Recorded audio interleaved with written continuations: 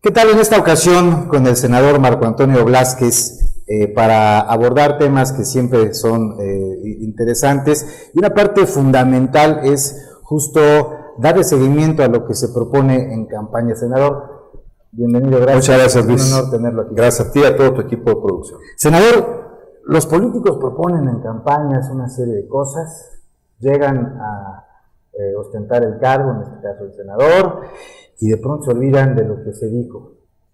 Marco Antonio Blázquez está dándole seguimiento a una de sus principales promesas de campaña. Sí, mira, lo dices bien, muchas veces los ciudadanos o los políticos que estamos en campaña no entendemos la naturaleza de los puestos por los que estamos contendiendo, vamos, la esfera competencial. Y sí se llega a dar el caso de que inclusive vemos candidatos a presidencias municipales ofreciendo mayores y mejores sueldos cuando no es ni siquiera se acerca a la esfera de un alcalde. En mi caso, yo sí estudié con toda claridad cuáles eran las competencias y las incompetencias de un senador. Efectivamente, una de las banderas de mi campaña fue que se redocumentaran de la hipoteca popular las deudas en UDIs a moneda nacional. Por supuesto que es la esfera competencial de un legislador, tanto de un diputado federal como de un senador. En mi caso, quise aguardar algunos meses la propuesta de esta oferta de campaña porque yo no veía, primero, un aumento agresivo de las UDIs debido a que las variables económicas han estado estables y la UDI depende en su revaloración de estas variables. Y por otra parte también no se había ofrecido el tener una reforma que les llaman de alto calado, una reforma estructural donde se pudiese acomodar una reestructuración, esto es una reserva o una reforma para que todas las hipotecas populares de interés social en UDIs se redocumenten automáticamente a moneda nacional. La propuesta del senador Blázquez será entonces incorporar esta iniciativa para la reforma financiera. Fiscal, sí, es que mira, viene Luis un paquete muy agresivo que en este momento se encuentra en comisiones en la Cámara de Diputados, que es la reforma financiera. Seguramente esta reforma va a dar pie o va a estar dentro de la agenda de los periodos extraordinarios que se están citando, se dice, uno para la segunda quincena de julio y otro para la segunda quincena de agosto. Yo creo que va a ser para la segunda quincena de agosto. Es una reforma donde, de acuerdo con el análisis que hemos nosotros obtenido, sí va a ser muy agresiva. Casi siempre esta postura va a estar del lado del banco para cobrarle con mayor, dicen, laxitud y eficiencia al usuario, y de esta manera poder ofrecer, dicen en el argumento central de la reforma, un mejor servicio y ubicar en la mesa de los préstamos dinero más barato. Porque si le das mayor facilidad al banco de cobrar, entonces el banco va a tener la posibilidad de darte dinero a crédito más barato. Entonces yo encuentro que esta es la oportunidad que me mandaba hacer, porque bueno, los créditos en UDIs son créditos altamente tóxicos. Yo estoy de acuerdo que si un empresario que tiene una hacienda personal lograda con el conocimiento y la experiencia de lo que es un hombre de dinero, firma un contrato en UDIs, es su responsabilidad. Pero nosotros... Porque además conoce el instrumento, claro, a fondo, lo conoce, pero no podemos creer que el empleado de una maquiladora, que un obrero conozcan a suficiencia el contrato que están firmando. Porque la primera pregunta de ellos es en pesos, y el promotor les dice sí. Lo que no les dice es que si bien se paga en pesos, la unidad de inversión se revalora diariamente, inclusive de una manera más agresiva que el dólar. Por decir algo, ¿Es de acuerdo a la inflación? Por supuesto, es de acuerdo a la tasa de equilibrio y le aplican otros factores. Te pongo un caso. En 1994 se crearon estos instrumentos. El dólar en aquel tiempo estaba a 6 pesos, ahora está a 12. Entonces, del 94 acá, el dólar se duplicó. En aquel tiempo la UDI empezó a 1 por 1, ahorita está a 3 por 1. Entonces, triplicó. Así es. Entonces, todos aquellos que adquirieron contratos hipotecarios de interés social en UDIs han visto que se ha triplicado su deuda, más el interés que le aplican a la UDI. Entonces se convierte en impagable. Por supuesto, absolutamente, es altamente tóxico, y además creemos que, vamos a decir, que el trabajador acaba por pagar, si es que termina el contrato hipotecario, hasta de 8 a 10 veces el valor de la propiedad. Y hay que decir que este porcentaje descabellado de desocupación de vivienda que tenemos en el país, hay estados que tienen 20%, 25 o 30% de desocupación, se debe precisamente a que el trabajador, no pudiendo ya hacer frente a los compromisos de su hipoteca, prefiere abandonarla. Tengo dos preguntas. La segunda irá enfocada hacia básicamente cómo está conformada esta iniciativa que propondrá el senador Blázquez, pero me llamó sobremanera la atención porque marcó los tiempos, ¿no? Hablábamos de que el mercado y la situación económica del país estaba estable, de pronto empieza a haber movimientos relativamente abruptos en el tipo de cambio empieza a ver, se habla de fuga de capitales, esto pone nervioso a los mercados. ¿Cómo visualizan? ¿Visualizan algún escenario de riesgo desde el punto de vista económico, financiero en el país, y por ello es el momento de poner la iniciativa, o es coyuntural porque también viene a propósito de la reforma? Sí, Luis, bien lo visualiza, son dos puntos. El primero es el mercado. El mercado, en 1994, cuando tuvimos aquel llamado error de diciembre, las hipotecas, las más de ellas en México, se firmaban precisamente en una tasa variable, que era aplicada mensualmente de acuerdo con las tasas de inflación y las tasas de equilibrio y una serie de herramientas financieras que muchos inclusive no entendemos. Cuando se viene este error de diciembre, las tasas de interés de manera virulenta llegan a rebasar el 100%. Y obviamente de un mes a otro, todos los que en ese tiempo tenían hipotecas encontraron que de un pago, que en aquel tiempo un pago normal era de 4,000 pesos, 5,000, vamos a hablar de la vivienda media, de un mes a otro tenían que pagar 30,000.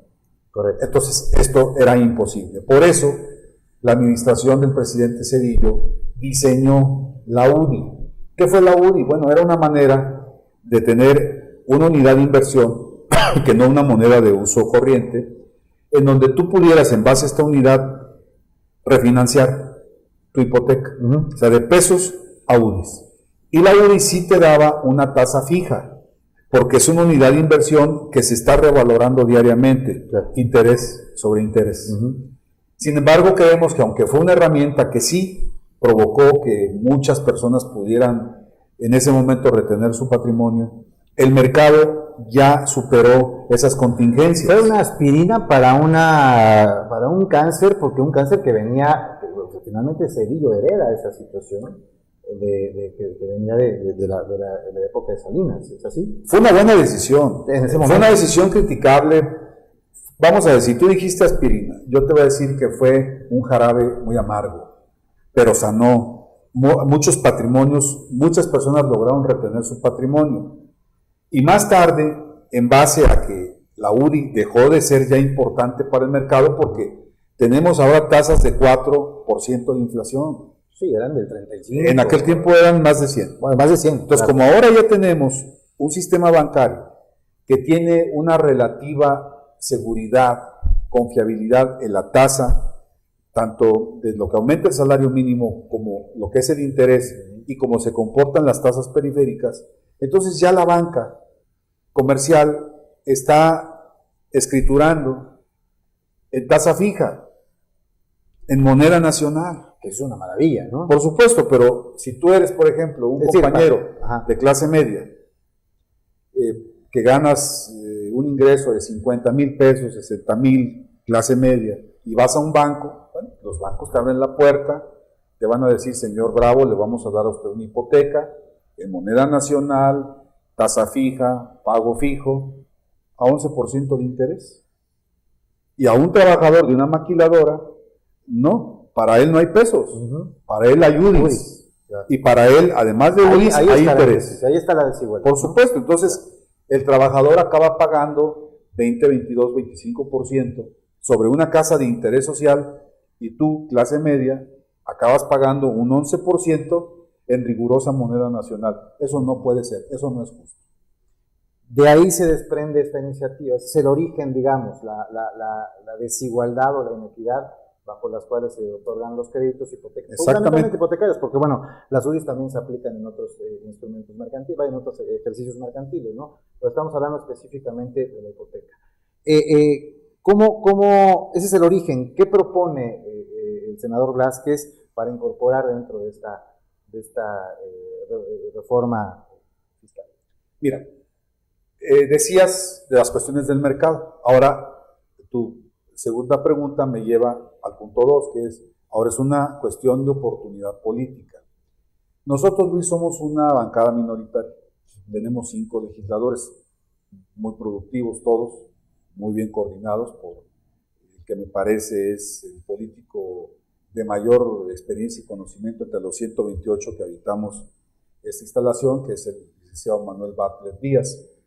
Pero tenemos que buscar la coyuntura política, porque si nosotros con 5 senadores nos aparecemos en el periodo pasado, en marzo, con una iniciativa de este tipo, pues nos macanea el Pleno y obviamente pasamos a mejor historia con nuestra propuesta.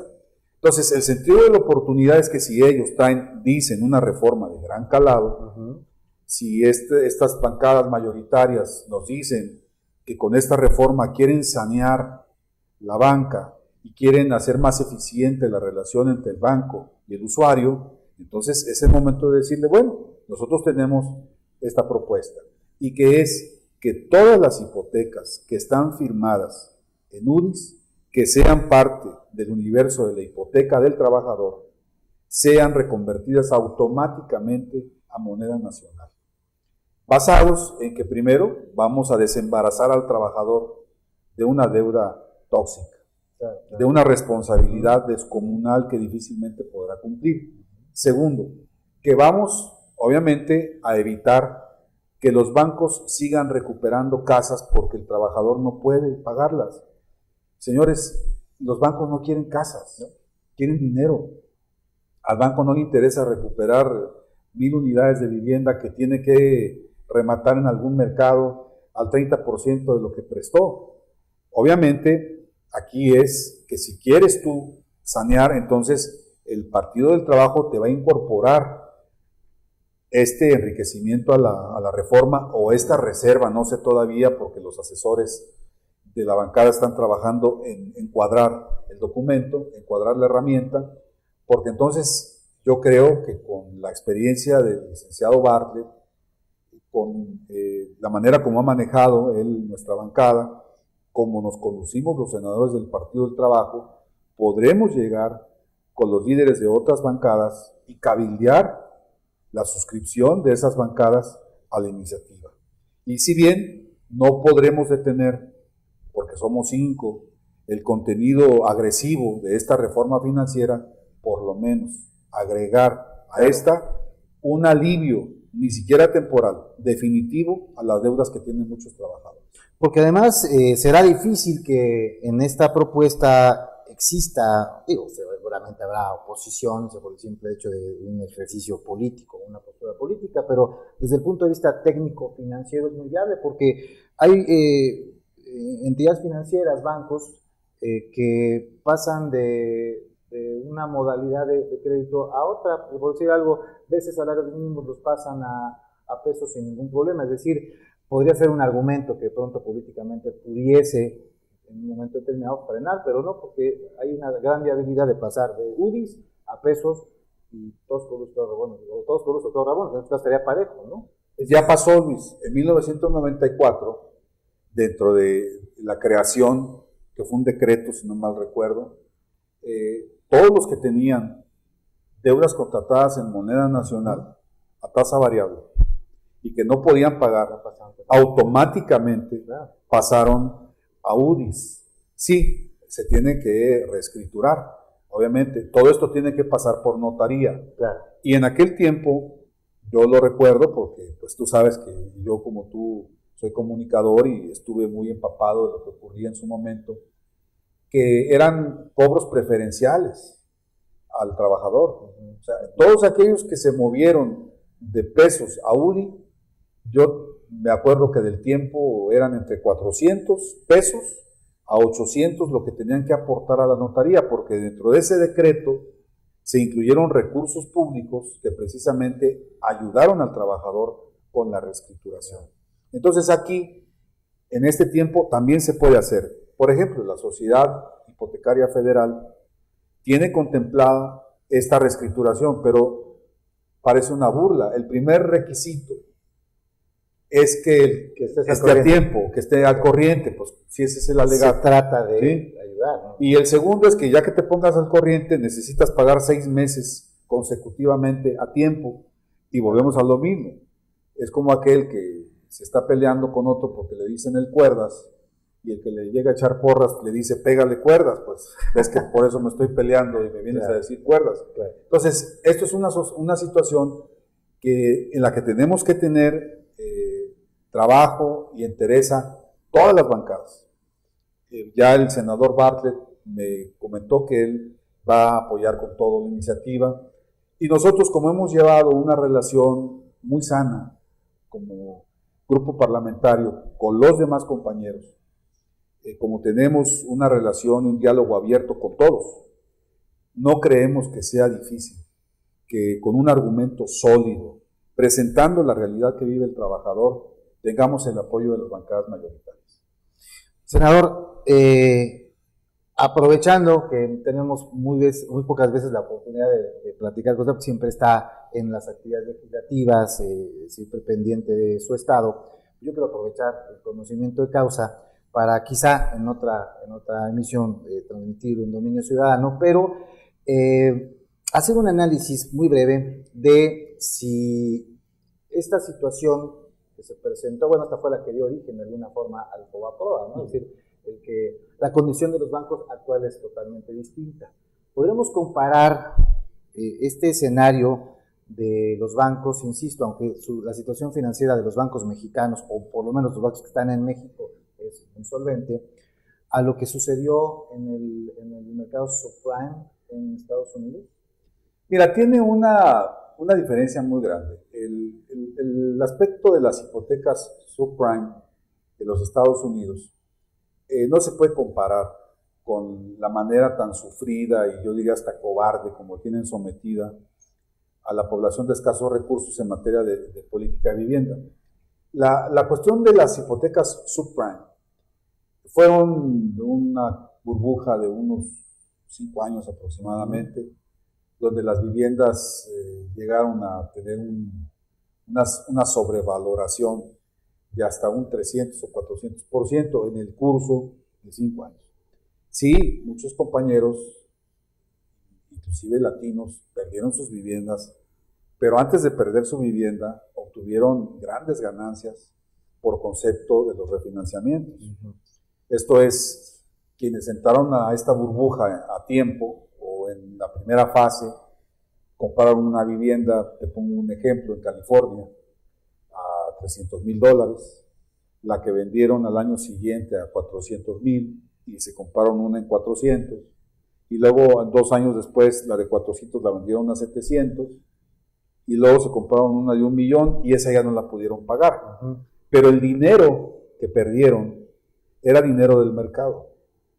Claro. Era el dinero que precisamente el mismo mercado ficticio, la sobrevaloración ficticia de la vivienda, les iba dando, porque en cada compra-venta, el compañero que tenía la vivienda daba un enganche mínimo, los enganches eran del 5% de la vivienda, y lo demás lo atesoraba, y lo utilizaba para los recursos que él creía convenientes, negocios, escuela de los hijos.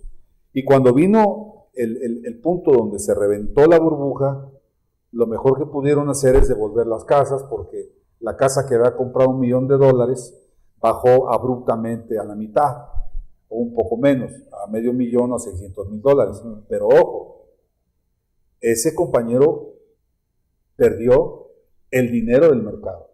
apostó con el dinero del mercado y aquí no. Aquí el compañero trabajador lo condenan a un enganche que está pagando con sus fondos de ahorro y luego lo condenan a una hipoteca en UDIs, más interés, que no le da ningún tipo de rendimiento. ¿Dónde le va a dar rendimiento? Si este trabajador quisiera, como en la crisis subprime, vender su vivienda para comprar una nueva, no hay quien se la compre, claro, porque además son casas de terrible calidad. Hablamos de 45 metros cuadrados. O entra el sol o entra la familia, porque los dos no caben. Entonces no es comparable. Qué bueno, porque siempre merece la pena establecer estas diferencias para evitar estas posibles confusiones. Senador, hay una agenda legislativa muy intensa, la agenda de aquí a que inicie el periodo. Ya hablaba de los 2 periodos extraordinarios. ¿Qué viene en la agenda del senador Vázquez? Además de esto que ya estamos planteando. Mira, nosotros, Luis, hemos sido una fracción parlamentaria muy activa. Hemos logrado, pues, reunir una riqueza de senadores que no se ve en otras bancadas, porque somos de orígenes muy diferentes y tenemos experiencias muy diferentes. Obviamente, nosotros, cada senador tiene un perfil diferente. El mío es social, 100%, y en mi caso, yo tengo, además de esta de las UDIs, la herramienta de parar el gasolinazo.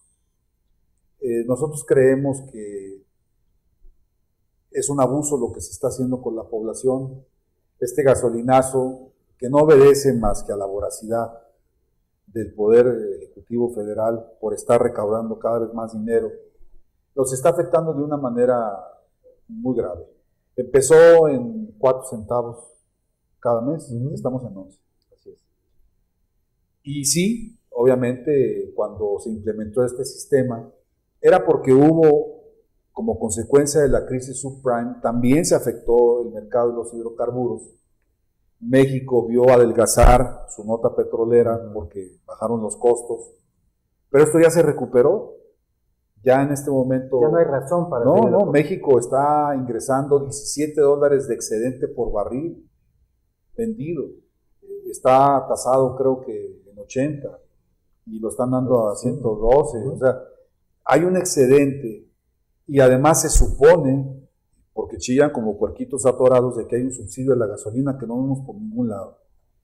Los precios, además de la gasolina refinada, están bajando. La misma Secretaría de Hacienda, en el pronóstico que nos dio sobre la ley de ingresos, reconoce primero la revaloración de la moneda mexicana y por otro lado reconoce una disminución tanto en el crudo como en los refinados. Es el momento en que estamos, de acuerdo a los precios que tenemos acceso en el mercado, comprando más barato de lo que vendemos. Entonces, primero, no hay subsidio, porque estamos comprando la gasolina por lo menos 15% más barato en la importación de lo que se expende de las gasolinerías de petróleos mexicanos. Y si va ese 15 o 20%, me dijeran que se queda en las comisiones y en el traslado, bueno, se supone que hay un subsidio también, por el que cada vez, te digo, se quejan más estos señores neoliberales. Entonces, ese impuesto, ese gasolinazo que se está aplicando mensualmente no tiene razón de ser, porque el mercado está estable y nosotros estamos positivos en relación al pronóstico del mercado, y además nos están cobrando un promedio de 40 centavos por litro expendido como impuesto especial. Entonces, obviamente esto es un crimen, y nosotros lo que estamos tratando es de exhortar al Poder Ejecutivo Federal a que a su vez exhorte a la Secretaría de Hacienda para que concluyan el gasolinazo. Esto no está en ninguna ley. El estar aumentando las gasolinas mensualmente al antojo de ellos no es ley. Esta es una facultad discrecional que tiene la Secretaría de Hacienda. Y si en el Poder Ejecutivo, nosotros como representantes de las entidades y en la Cámara de Diputados como representantes populares nos unimos, es casi seguro que logremos que, si bien no desaparezca el gasolinazo, por lo menos tengan un argumento para que 2 o 3 meses de acuerdo a las variables del mercado, no se aumente. Claro. Bueno, ya el quinto mes, sexto mes, bueno, vamos a recuperarnos por la inflación, porque hubo este problema en el mercado y vamos a aumentar, pero no como si fuera un rosario, Claro. cada mes un aumento. Dice con mucha, me atrevo a decir, con mucha sencillez el senador Blázquez que es una, su visión es social, que desde luego que lo es, pero también es de conocimiento de causa, que tiene conocimientos financieros. Entonces, esta mezcla entre lo social y el conocimiento financiero, porque estamos hablando del gasolinazo con argumentos, estamos hablando de las UDIs con argumentos, yo creo que lo pueden llevar a convocar a estos senadores que estén, independientemente de la fracción o de la bancada a la que pertenezcan, poder sumar y entonces lograr los consensos que está buscando el senador Blázquez. Sí, y además, Luis, el caso del gasolinazo, los que hicimos campaña por el movimiento progresista, en un momento determinado vimos que los competidores de Revolucionario Institucional tomaron propuestas de nuestro argumento de campaña. Sí. Le llaman piratear, yo le llamo que las tomaron prestadas. A mí no me disgustó, porque la gente sabe a quién creer. Cada quien tiene la capacidad para saber quién está hablando en serio y quién no. Y en estos argumentos, uno de los que nos tomaron prestados era precisamente, a nivel del candidato a la presidencia de la República, ahora presidente, el hecho de hablar de hidrocarburos más baratos. El hecho de hablar de que no se presentara una escalada de inflación debido al aumento consuetudinario de los hidrocarburos. Esta fue, como tú sabes, una propuesta frontal de Andrés Manuel López Obrador, que además tenía un programa objetivo de cómo producir, cómo refinar gasolina. Había todo un programa para construir refinerías en diferentes puntos rentables del país. Y a nivel de discurso, el candidato a la presidencia, ahora presidente, tomó parte de esta propuesta y dijo que él buscaría o pondría a disposición de los mexicanos, debido a que es facultad del presidente, hidrocarburos, le hace gasolina y gas más barato, y resulta que no, resulta que duplica el aumento que de Calderón era de 5 o de 6 centavos a 11 o 12 que se está aplicando ahora mensualmente. Senador Marco Antonio Blázquez, un placer platicar con usted. Estaremos muy pendientes, desde luego, de la actividad que desarrolle, no solamente en estos próximos periodos, sino a lo largo de estos, esperamos, pues ya 5, ya no le quedan más que 5 y meses. 5 y meses. Senador, muchas gracias. Muchas gracias, Luis. Gracias.